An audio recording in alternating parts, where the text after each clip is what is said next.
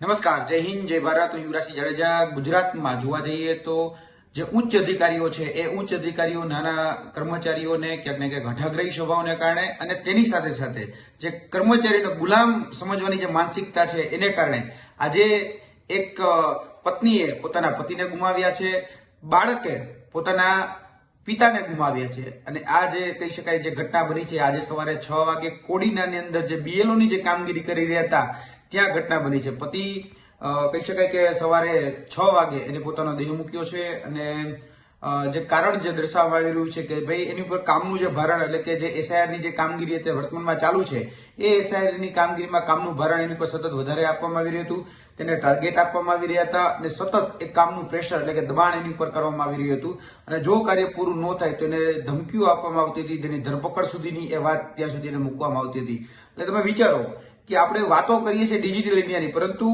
જે મુખ્ય જે કારણ આની પાછળ જે જવાબદાર છે એ જવાબદાર છે કે આપણે પ્રોપર રીતે જે SIR ના જે સર્વરો છે એ સર્વર કામ નથી કરતા. ડિજિટલ ઇન્ડિયાની વાત કરીએ છીએ પરંતુ આજે ઇન્ટરનેટ કામ નથી કરતું.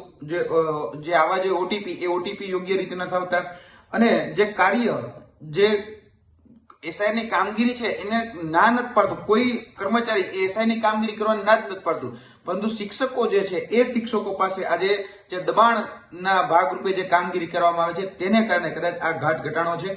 ગુજરાતમાં છેલ્લા જોવા જઈએ તો 3 દિવસની અંદર 5 શિક્ષકોએ પોતાનો જીવ ટૂંકાવ્યો છે. એટલે આ ખૂબ ગંભીર ઘટના કહી શકાય છે.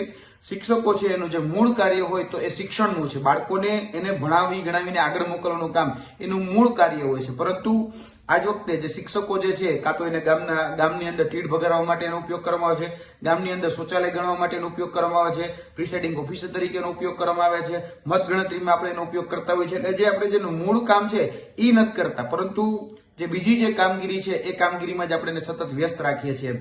અને અત્યારે જે SIR ની જે કામગીરી ચાલી રહી છે એમાં જોવા જઈએ તો ચૂંટણી પંચ હોય કે પછી કેન્દ્ર સરકાર હોય, એ કોઈ જ પ્રકારનું એનું આગોતરું આયોજન નહોતું. એ આગોતરું આયોજન હોત અને પહેલેથી જ ખબર હોત કે SIR ની જે કામગીરી છે એ શિક્ષકો પાસે કરાવવાની છે તો લગભગ મને એવું લાગે છે કે એ 5-6 મહિના અગાઉ એને કહી દેવામાં આવ્યું હોત અને આ કામગીરી વહેલી શરૂ કરી દેવામાં આવી હોત તો ચોક્કસપણે આનું નિરાકરણ આવી શકતું હતું.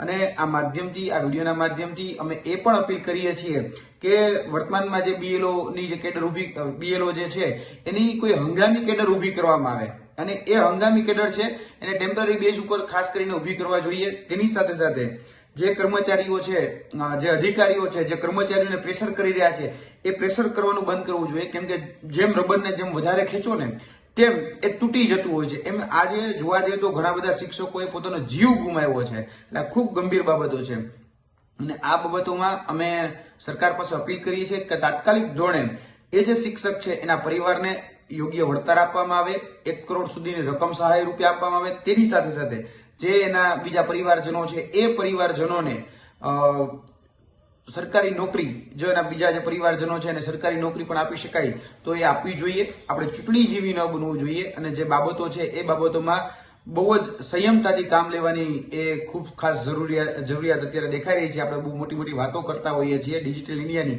પણ આપણા સર્વરો ચાલતા નથી, OTP આવતા નથી.